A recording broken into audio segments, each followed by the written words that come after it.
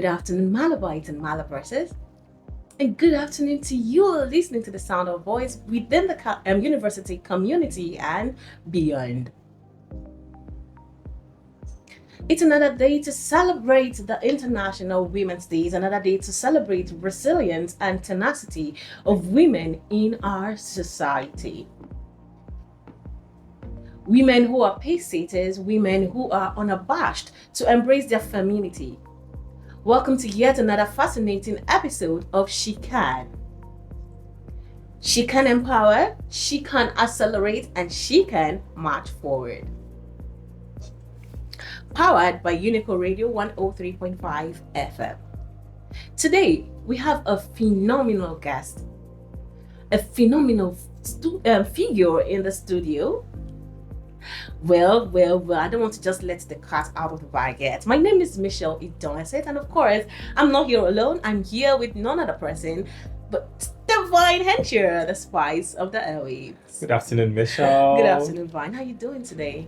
Well, I'm very well, thank you. I mean, it's been a journey from Monday down to today. I mean, we're celebrating women from Monday, Tuesday, and today. So I'm excited. I'm really, really thrilled to be part of this celebration. In as much as, I'm not a woman, but I'm here to just support women. I love the fact that you're supporting women, Don't worry, we're going to find something. We're going to find something. Can't wait. Yeah, today is going to be another exciting day to learn from, the resilience, to learn, to be inspired by these women. So, Absolutely. My dear listeners, just keep it locked with us because you know what? This duo will be back, and of course, our guests will unfold our guests when we come back from this very short break. So do not touch that dial. Welcome back, and thank you for staying tuned. It is still the She Can series.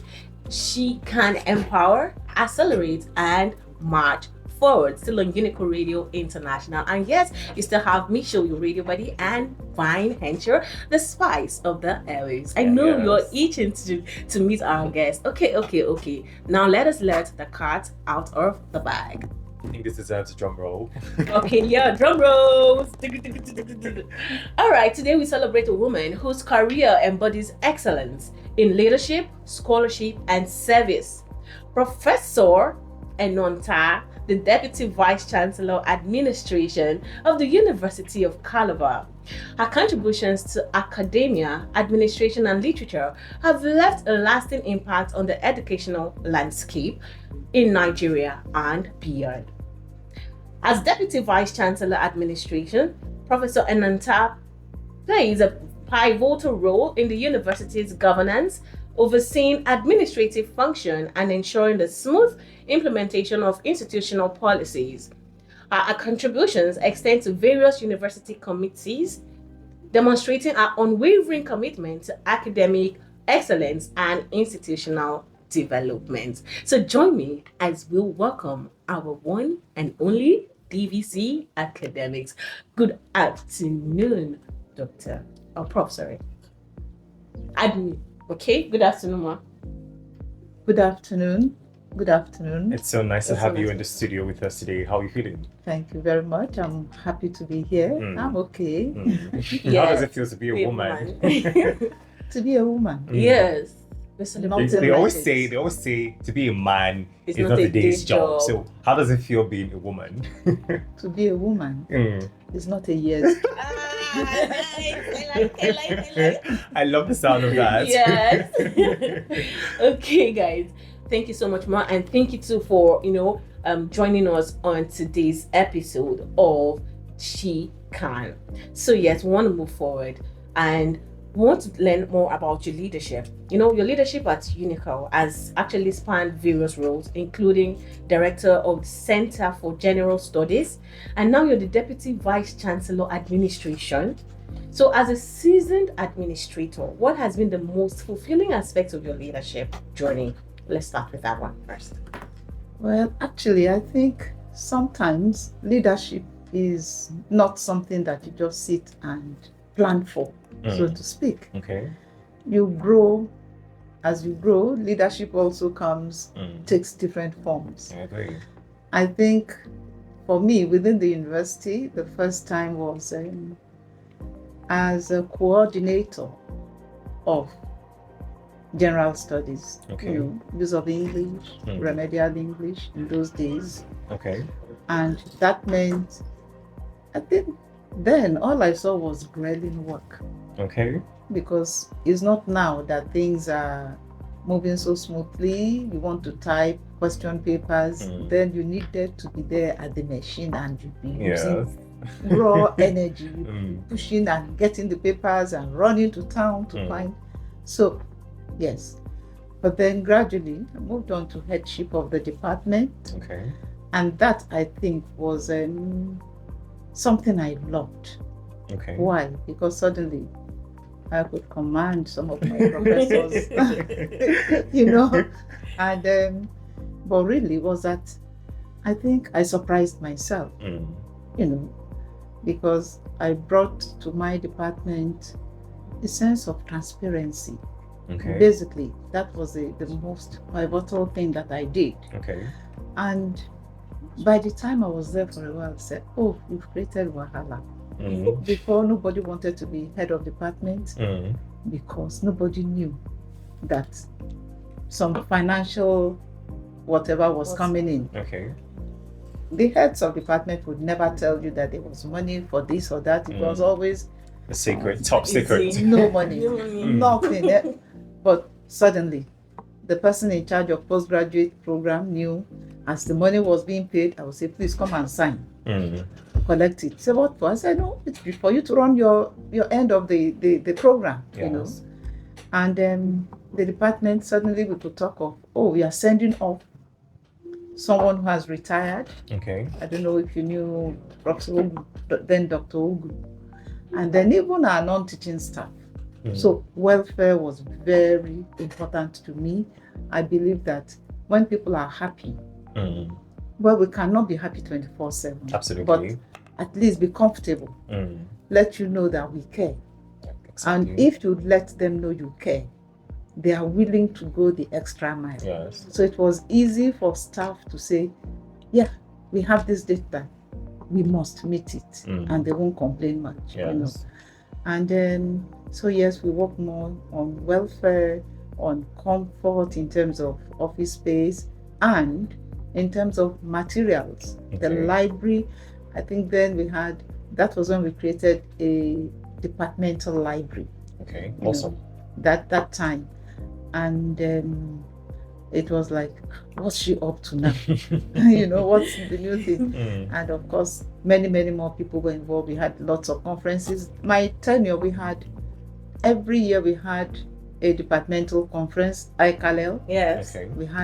And we also had a conference for Orishawayi because he was about retiring. Okay. So we had a special session for him. And we still had so many other things. We had workshops, all within that period. And they said, "How did you manage it? Where did the money come from?" I said, "From the money that was in the department." And when I was leaving, I had the joy of saying I could vouch that there's so much money in the account. Yes. And that time we went to Ghana for a conference. Okay. And I took Kalel, our departmental, and sold in dollars. Whoa. And I came home with dollars and handed over dollars to my successor. Wow. And they said, "Man," I said, "Yeah, it is the departmental money. It wasn't mine." Yours, yes. So yes, that for me was about the most tasking, but the most fulfilling. By the time I moved on and became director of CTLE, it was more of liaising with departments, faculties, trying to convince them to allow us be part of their workshops and all of that. And they were a bit hesitant until when we had that first research fair. And I now showcased the center. And suddenly it was like, "Oh, you mean we could get all of this?" By the time we were done, I was inundated with, "Please, please, please." And so when we're talking 40 years of Unical, I had a long list of things that I could talk about. I could, Yes. But yes, but how did that affect the women, right? It is that I believe that everyone has something they can give. Absolutely. But it needn't be at the same time, in the same way. and not necessarily in a way I would appreciate. Okay. You know. Okay. However, you need to be able to accommodate. And I tell people, I say it's like in a family. You have so many children, they are so unalike. Yes. But if you are asked, which one will you do away with? You say, how dare you touch any of mine? So no. So you want to work with all of them. And so I allow them, if you are strong in this area, you're allowed to pursue it. For my students in that period was that I was committed to, in fact, I was surprised one day when one of them said, just before you came on board, we did not graduate the year that you would not go for youth corps as you finished. But during my time, every set went for youth corps. Amazing. And that meant that because I had convinced my colleagues to work with me, so nobody minded about having to stay on. The results must be ready, our results must be approved, and everything just went. It was almost like seamless. And so this person came up and said, you made it possible. My colleagues were still waiting 2 years after to go for youth corps. But we did the minute we dropped our pens. Yes. And so I felt that was good. And also was that I was also tended to work sometimes with those students that some may call special needs. Okay. You know, and the one that maybe whatever, you know, I would always take time up to find out what is it, what do you need. So when it comes to exam, I never believed in, we could have an exam. Okay. But for the person that needs more time, because it's obvious this person has a hearing disability, you know, and all that. Yes. I could always create your own time for you. And I would, in fact, I was in Unical on sabbatical. Okay. And I had 2 students, blind students in my class. And everybody would just be talking and talking and talking. And I was teaching them discourse analysis and structure. Okay. And I said, okay, exam is on. And in discourse, you have to read some passages. So I went, sat, recorded the passages for them. You did it yourself? Yes. Wow. Paced it, you know, and then the questions would come. Okay. And then I also added, you have the right to replay. Okay. So that you understand. Yes. And the students were like, they never knew that this could happen. And my colleagues were, hey, you don't count starting new day for this one now. Now every student will be, you know, requesting that they must be given this or given that. And I said, because they need it. Sure. You know. And those 2 students, one day I was surprised when I was back in Unical. They just showed up. I said they were coming to thank me. That because I gave them confidence. Yes. And from that period, nothing was stopping them. You know. Because usually they will ask you, bring someone in to read. The person will look at a word. Maybe the word is supposed to be 3 syllables or whatever, and will just jumble down. You say, excuse me, I don't understand. Yes. And the vigilator would say, see, you're making noise. Get out of here. But so, yes, those were the kind of things that I used to love doing. And I think basically it's just letting people be. Encouraging them to be more than they think they could be. Absolutely. And I used to tell them, one thing for a student to survive, you need to be able to swim against the current. Otherwise, you'll be swept along. Yes, that's very true. Where you will end up may not be what you want. Very true. Very true. Very true. Okay, before you continue, Vine. So to those listening to us, so I not look as if what Professor Nta here is saying is actually true, because I am one person who has counted myself fortunate. First, I have been taught by her, because she was my lecturer in the Department of English and Literary Studies. Please don't make me feel left out. Please now, just allow me.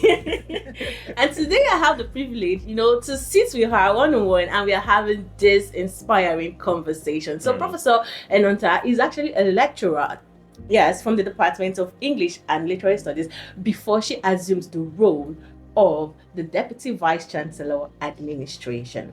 Amazing. Okay, moving forward, it's so good that you recorded a lot of success stories during all the positions that you've held in your career.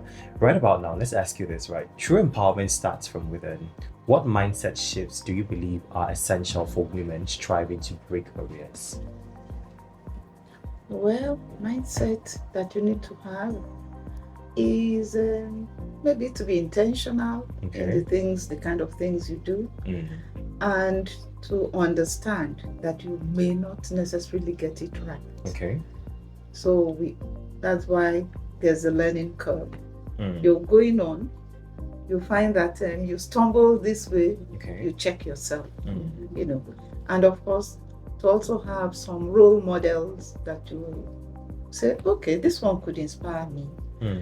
And I think for me is that in a sense I was fortunate, I say, that along the way I've always had some strong women that have impacted. I think back even as a child, I lived with a Sierra Leonean she was childless, so to speak. And we were a number of children with her. And I learned that you could love even when it is not from you. You could be selfless, because I remember sometimes I would be ill and she would do every single thing possible, and it wasn't just me, that kind of a thing. And even when I got into secondary school, she would come visiting. Visiting days was her business, but she wasn't being paid for that. Because I was already gone. I was already out of her care. And I think that made me feel that I owe, younger people. Then as I moved on, by the time I was in the university, sports was good. Sports, you meet some very strong persons in that area, and you look at them and you say, I can't run as fast as this person, but wow, she's great. And in my undergraduate days, our sports coach was actually a female, one Mrs. Hussaini. That was in the University of Ibadan. And just the way she would go around I would say, hey, Ma has already done 3 laps. See me, I'm just on 1 lap. So I keep pushing myself. Then later I was navigating so many things. Navigating work and marriage, and knowing what kind of rights you want to claim, what are the things that I can do and not do.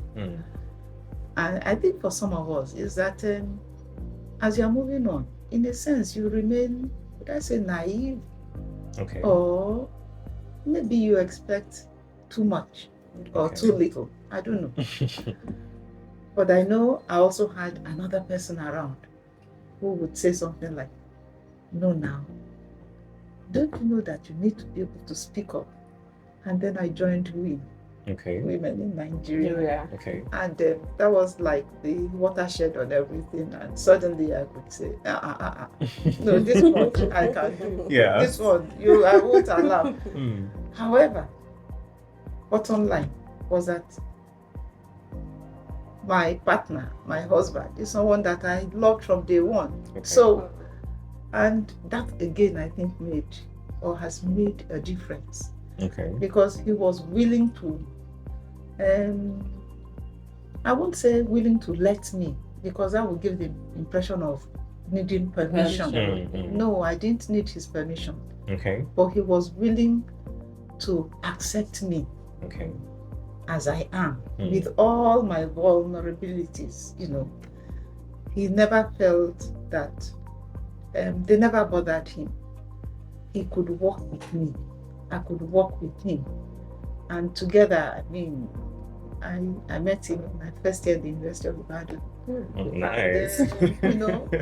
And we are still together, so that's lovely. That's 40 years now. Whoa. That's from we've been married since 1980.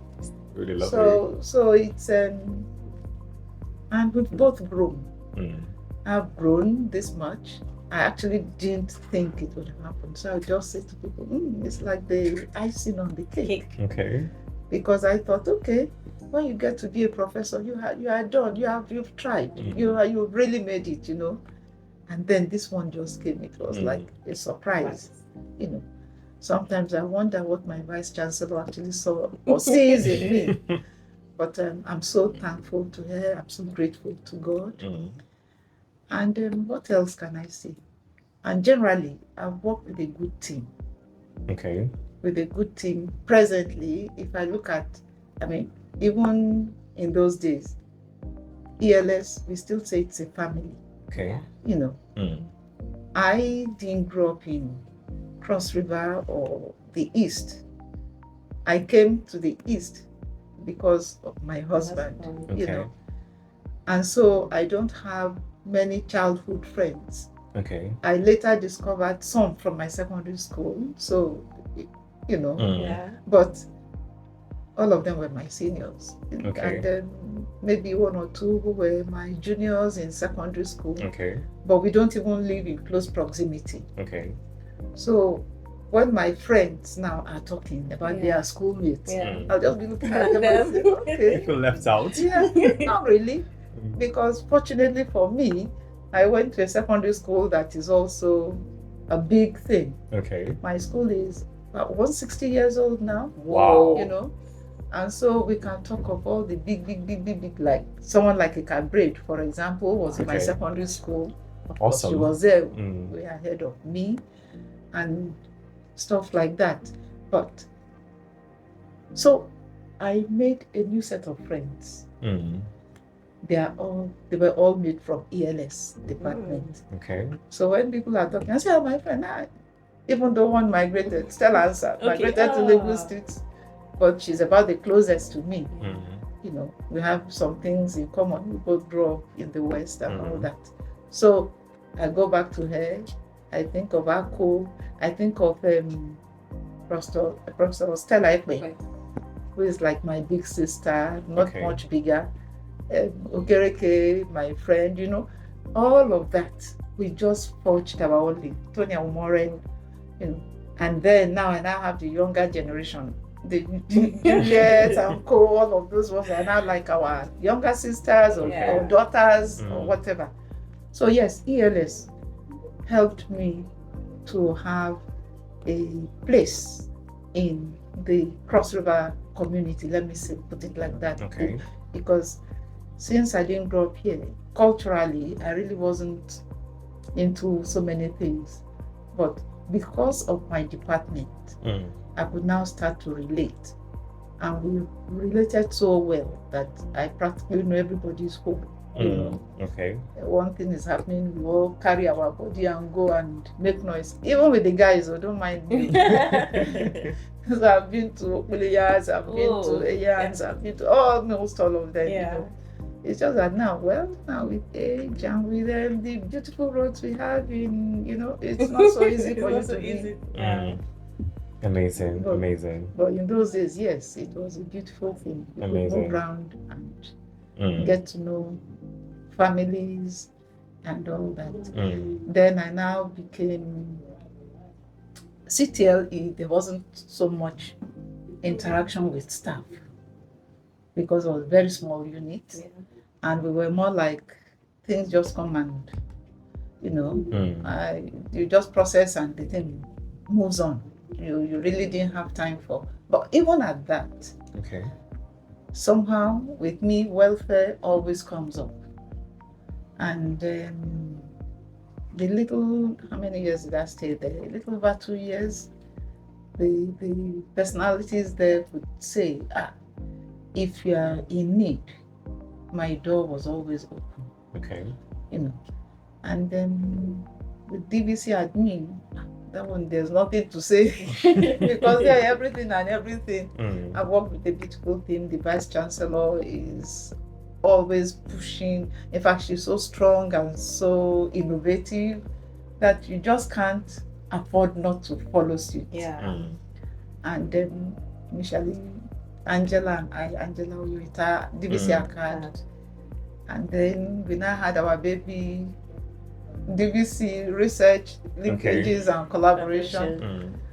But now, as DVC Acad left, now my son is there. Yeah. And so it's just like, so it will say, Mommy, I said, see me, all of that now. I'm the mama of the group. So, but it is good. It is good. What have we been able to do? As DVC admin, actually, I found that, yes, you are in charge of administration, but not really in that sense of being, because remember, we still have a registrar. Yes. Registrar is really the one who holds all the policies and all the laws and all the statutes, and so he is one who, but I have the oversight function over certain places. For example, the medical center, dean of students, so which means things that, all the various complaints that come from there, and even in terms of staff, the unions, they will work with their complaints. And so my office is more of trying to solve one problem or the other, but liaising. It's not like a bridge. Liaising and getting across to the Vice Chancellor, and then trying to sometimes sue for peace, but also trying to solve problems, so that, like committees on discipline, for example, we don't allow things to just lie once it comes. Because when you delay, people suffer. Very true. For example, you are on half salary. You've been placed on you've been queried, and so for the period that you need to go and apply and appear before the committee, you don't get a full pay. So if we allow it to linger, you're going to suffer. You're going to suffer. So it's best, let's get it done. If this guy is not guilty, you quickly make amends. If he is, let him know his penalty, so that he doesn't suffer, nor does the system suffer. And so with that, we have really cleared. If I came in, there was a backlog of stuff that we're just waiting. And so we cleared all of those. Now, as cases come, we just treat and they go on. Amazing. And then for the students, I've had to work more with students, usually when they are ill. When there's small crisis, not necessarily something big. Some students have been rushed to, this student is ill, has been rushed to the teaching hospital. Then I have to report and go and check what's happening and all that. Then I will now be the one informing maybe the medical center. And then from there, and I had to keep talking about it, making students aware of their rights. T-ship, for example. The students' insurance program. It is their right. Absolutely. And they'll be telling me, I went, and then they did not go to any hospital. They are busy going to all the pharmacies, going to chemists, and listening to whatever it is that they are telling them. And I say, no. Even for my staff, I had to tell them, I don't understand. You are telling me you went to buy what? Did you go there? So I sometimes take them physically myself. I say, okay, come in. Let me drive you there. Let's meet with the director. He says, are you registered? No. And that's the problem with students that we have. Those things are there for them, And what else do I love to? Well, Ma, we've actually learned on how you've effectively carried out your role, not just as a leader, but as a mother too, and also as an administrator, and it's really commendable. So we'll also like to, words of encouragement to young women listening to you out there. How would you inspire them for those who aspire to lead, to innovate, and also to create a meaningful impact in the society? Well, first is they need to ask themselves the things that interest them. Something you are passionate about. That you love doing. that you will not give up on. Okay. I'm saying this sincerely, thinking in terms of my journey in the academia, actually. Okay. There were a number of things that I thought I wanted to do, but I will start and then I will just meet a brick wall and I will say, what's happening now? Okay, let me take a step back. But sometimes some don't believe they need to take a step back. Some can't handle it. See, for you to get up there, you need to also be able to handle failures. Absolutely. Because it just can't go on smoothly. Yes. You know, sometimes there must be some disappointments here and there. But how do I take it? Will I take it that the whole world is against me? No. It simply means take a deep breath. Look at it again. Yes. Can I go a second time? Give yourself the opportunity, because after all, the God that we worship every day is giving us every new day is an opportunity to do it all over again. Absolutely. And so you too learn to give yourself an opportunity. Learn to forgive yourself, but learn to do that brings you joy and satisfaction. You know. And so yes, for the girl child, I don't believe that we need to talk about we need to confine in terms of areas of interest. Okay. I don't think we need to confine at all. You know, when I was younger, they used to tell us you would either be a teacher or a nurse. Those were the two professions for women. You know. Very true. But today, anything you want to do, they will tell us, you will hear the sky is your limit.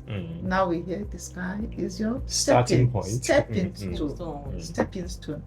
And I used to tell my students then that we are your stepping stone. Okay. Because, so what am I expecting? I'm expecting you to move way ahead of me. You know. So when I talk about sometimes when people ask, when you retire, wouldn't you like to just stay on and stay on? And I say, and stay on and stay on as what? That I can tell you that there are at least, at the very worst, 4 persons in that department that can conveniently do whatever it was that I was meant to be doing there. Okay. So if I stay on, will I be allowing them to get that kind of experience that they need? I'm not saying, don't get me wrong, it is beautiful. We have this contract kind of thing for retired academia, you know, my colleagues, as you retire, for some. But it shouldn't be taken as a pension strategy. Okay. That is, okay, I'm just there because then I'll be sure I'll be paid. Remember, the minute your name is down there, if we are doing accreditation, for example, that slot has been filled. So why would I put in another person? You know. Yes. So we need to balance it. It's good to have us the oldies, if you like, you know, the old heads and whatever. But we also need this fresh influence or influx that must come. So we need to be able to balance it well. Okay. You know. So for my young ladies, my young women, many distractions in your present world. It's not easy at all. It's not going to be easier because for us, we had possibly some vestige of the extended family was still there to assist. I don't know how much of that you can count on. And so you are living more insular. You know, the walls are getting higher. Yes. And I'm looking at my grandchildren, for example. And I said to my daughter, when she was out, I said, see, your children don't have friends. You grew up in a block of flats. Every flat, 6 flats in the block, 1, 2, 3, 1, 2, 3. Every flat had children. All the children automatically became friends or a large family. So you say, today is my birthday. We didn't used to give out cards. Just wake up that day as you are going to school, just say, it's my birthday. In fact, by the time they are coming back from school, you have the children, they are already there. Yes. These ones, they don't even know who lives in the next house. You know, because they are like this. And I keep saying, so you need, therefore, to actually plan for activities for them. Okay. So you will plan, okay, we must go to music, whatever, we must go for something sport. That one. Have you finished eating? I'm downstairs. Football time is there. Yes. You didn't need to go to any field to particularly, you know. But so, and that is your world. And it's going to only get worse. So you will need to plan even more, even for the education. Because education is not insular. This one, you just go to school, you come back, you now plan lesson teachers, you now plan. That one, what you are learning on the go is a lot. A whole lot. You know, just tracking from the staff quarters to staff school, the children are already learning. Yes. Now, can you allow your child to trek? Insecurity, kidnappers. So there are so many things that but I know too that you people are resilient. You know how to navigate it. Absolutely. With wisdom from you. Yes, you know, because I know that there's always a way. There's always a way. There's always a way. I have been particularly excited by the kind of things I've seen some of my former students coming up with. You know, I have one of them who wrote a play, and the play was a whole one. Okay. You know, by Diana Bassi. Yeah. Who does it? I don't know if you've seen the play. It's a wonderful thing. You know, and I see some of them now in digital, you know, writing online, and all kinds of things. And of course, you are in practically every profession that you can think of. The beauty of the arts is that humanities generally is that no matter how science-based the thing is, they will still need somebody to write those meanings. Yeah, sure. And so there's always somewhere that we can fit into. But I've also seen that the children these days, the girls, the boys, the men, the women, the you know, that they are not like us, almost straight-jacketed. We were. Okay. I'm in English. I'm just here. They are talking skills. Yes. They know how to multitask. Exactly. And they know how to be versatile. Yeah. You know. So you find someone who is in the sciences, who is actually into marketing or promo, or you know, and of course, it's like you guys. Well, maybe not your generation, but the children you will bring. I think when they are popping out, they will be popping out with the handset or. I couldn't agree less. You know, because when I say I don't understand this thing, those ones will look at me and say, okay, please just take it for, don't hold it. I say, I know your password. I said, you do? Please leave it to, don't touch it. Yeah, I will have to memorize it. How did you know it? Say, I just watched it when you did. So this your own. They won't even need to watch. Absolutely. It's in their DNA. You know. So yes. And of course you remember that someone like Benema Dunagu with her Girls Power initiative really did a lot. And so many of those girls are women now, and they are holding on. And the center is still very strong. And so the impact is continuous. Like they said, we have handed over, we are handing on, we are handing on. So there must be handing on. And as you are passing the baton is not getting lighter. Very true. However, it is getting more experiences.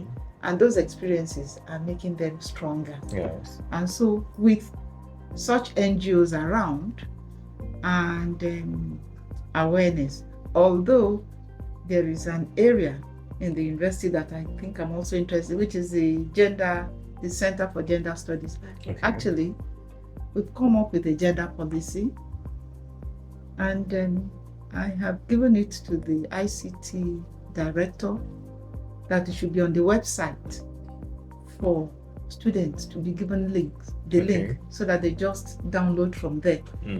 I'm not into money-making business. Otherwise, I would have said, let me produce and be selling. But sell to who and for what end, But the beauty of it is that it was actually launched by the SUG president. Okay. And that was during the 16 days of activism. Yeah, late last year. So, in December. And so at that launching, now everybody's supposed to be aware of it. We had gone through the whole process. Unical Radio was part of it, because we gave information and all that. So I'm interested in seeing it really being explored. And so that when we are talking about it's not just stakeholders now, we are talking about how do we handle issues of sexual harassment, for example. I want to see that we begin to make a difference. Because it's there. Sometimes it will kind of bubble and then it will seem to wane. But it is there. It's still there. And people are suffering. Whether male, whether female. I've listened to some testimonies that are so horrific. And all that. So we need to handle that as a university. And that means that it's not just the business of the center, but the center has to get it to where they should be, in the faculties, institutes, departments, so that in whichever form it rears its head, whether it is in terms of gratification, in terms of paying for grades, in whatever form. Because gender also goes into corruption. Also goes into, so all of those, in whichever form, it affects males, it affects females. So yes, that is something I want to see us cleaning, our own environment, so that our children will graduate confident and be able to speak up. So yes, so for the female, they must be empowered to march forward against any form of harassment, any form of injustice, any form of corruption, any form of dispossession of your rights. And even for us, in terms of our language, against any form of denigration of our language and culture. Because all of this seem to go together if we look at it deeper and Absolutely. All right, thank you so much, Ma, for coming to the studio and talking to us about your journey and how you've been able to balance career and family. You said something about your bond with your husband and how he encourages you, to do what you want to do. That's something that most women do not have that luxury. But I'm glad that you had such luxury. Thank you so much for coming to the studio. So as we wrap this powerful conversation on She Can, Empower, Accelerate, and March Forward, one thing is clear: women are not just participants in progress. They are leaders, trailblazers, and architects of the future. So before we go, Michelle, what are your last words? Well, Professor Eno Nta here has encouraged young ones, especially. She has seen that our time is not going to be easy. So we need to buckle up so that, we'll keep pushing. At least, I think what actually inspired me the most is that she already knew that we have the strength, the resilience to fight. And so definitely we will fight. And so you, our dear listeners, to you girls, yes, the women listening to us, listening to this particular program. First of all, I want to say a big thank you, our deepest gratitude to you, Professor Eno Nta, for sharing your insights, your experiences, and most importantly, your wisdom. Your journey is an inspiration and your impact is undeniable. And so we are saying thank you. And also a big thank you to Unical Radio International, the team, for making this special edition a success. Remember, this conversation does not end here. Keep staying connected, keep learning, and also continue marching forward toward a future where every woman and girl can thrive. This is Unical Radio International, and this has been She Can Empower, Accelerate, and March Forward. Until next time, keep breaking barriers, keep accelerating actions, and keep marching forward. I still remain Michelle, your radio buddy, and Vine, ensure the spice of the airways. Until we come your way again, keep it locked with Unical Radio. Good afternoon. Good afternoon. Thank you.